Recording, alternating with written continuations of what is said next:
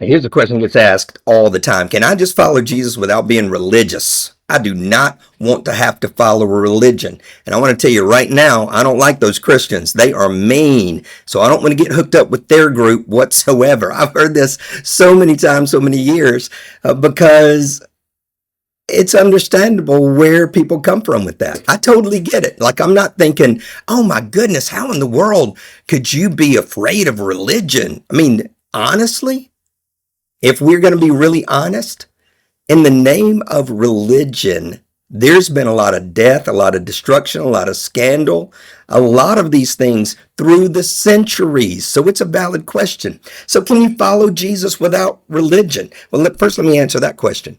You can, in the aspect of, can I study what Jesus did, how he behaved, and walk that way, walk in that style? Yeah, absolutely, you can do that. I don't think that that's a challenge whatsoever. And I know that there's some people hearing that right now that'll go, no, you can't follow him without following him the whole way. And do you have to be institutional? Do you have to enter into the community that there's the invitation for? If you're just talking about a very limited definition, absolutely you can follow him. What's the Bible actually teach, though? You know that Jesus challenged hypocrisy, so he wasn't inviting anybody to become something fake. And that's usually what people think when they think of organized religion. But also, he formed a spiritual community. So it wasn't, hey, you're going to be out here living 100% on your own, and good luck. Hope you make it. So what was he really inviting people into? What does it mean to be a disciple?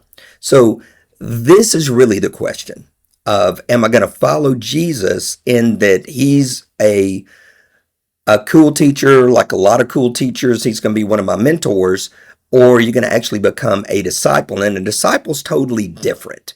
That's when you are being invited. It's not simply a believer, but a student, an apprentice, someone learning to live like their teacher, not simply to be able to do things their teacher did, but to live this way. So a disciple of Jesus learns how to love, how to think, how to respond, how to forgive, how to live with humility and courage.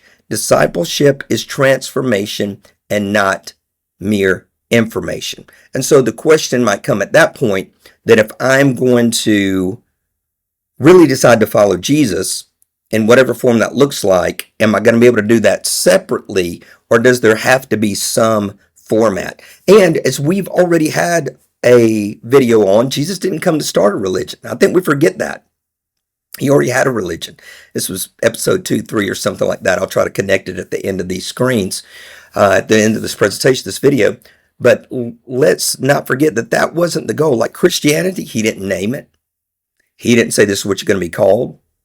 He didn't come with a list of commands and here's how things operate organizationally. It's just not there. Now, we've taken the epistles and created that from it, but that wasn't Jesus.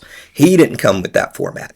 So what does Jesus mean by follow me? So it's not merely joining a religion, agreeing to a set of beliefs, and attending rituals. It's not having your letter at a particular church. It's not saying a certain creed and agreeing to it. It meant learning his way of life, embodying love, practicing forgiveness, trusting God, being transformed.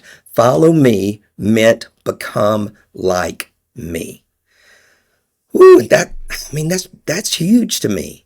So if somebody says, I'm really thinking about following Jesus, do I have to be part of religion? I would say the decision is not really deciding whether you're going to be part of religion or not. The decision is, am I going to accept that follow me invitation at the level that it was given? And I've got to tell you, sometimes I'm overwhelmed with it. I think it's huge that he wasn't saying, come and learn a set of principles or follow some commands. Are you going to go to the big red lake? He's saying, I'm inviting you to come and share in this life. John 10:10, one of my favorite passages. It says, for I've come that you may have life and have it to the full. That's present tense. So that we begin actually living like Him, embodying Him. It's almost like, let me come back full screen again. It's almost like saying somebody goes, tell me a little bit about Jesus. And we were to say, why don't you watch me for a week? Watch me for a week and then let's come back and then you tell me about Jesus. That's the level of invite. That's pretty crazy, isn't it? So Jesus confronted religious hypocrisy. These people honor me with their lips, but their hearts are far from me. So when it came to religion itself, in and of itself, separated from heart, just activity and institutionalism, he's not for it. Jesus challenged performative spirituality, legalism, spiritual pride, control systems, outward appearance without love. So if you're thinking about religion and performance, legalism, pride, systems, these things come to mind. If those are the things that kind of enter your mind because you think that's what religion is, then that's not the type of religion that Jesus practiced. And it's not the type of religion that we're being invited into. The Bible doesn't reject all religion. James 1:27. The religion that God accepts says to visit the fatherless and the widows and serve the widows, fatherless and widows, and serve them in their affliction. So what's it include? Religion is caring for vulnerable people. It's got integrity. It's got compassion. It's living with love. The issue was never people gathering around God. The issue was when systems replaced love. When systems replaced love. When I start thinking you better be believing the right thing instead of behaving through love. That if you're doing loving stuff and I say, you know what? I'm going to tell you, that doesn't count. You don't believe the right thing. That's when we're on dangerous ground. And I know that for some of us, doctrine is so gigantic that we have a hard time hearing that. So I definitely am not saying this lightly or to diminish the doctrine that a lot of us embrace and that we love, but it's got to come from love and not from this harsh, judgmental, making sure everybody else is right or else. So what can Christianity provide as its best? So if you're saying, hey, can I follow Jesus without religion? You can. It's a pretty big calling, and it's definitely difficult to do alone. That's why and let's call Christianity the religion, what does it offer? Historically, outside of institutionalism, outside of harsh systems, it offers community, shared wisdom, accountability, and I mean positive accountability, not mean accountability, moral formation, service to others, care during suffering. Let me time out on that one real quick. And I've mentioned this before in a video. My first wife passed away when I was 24 years old and our son was 5 weeks old.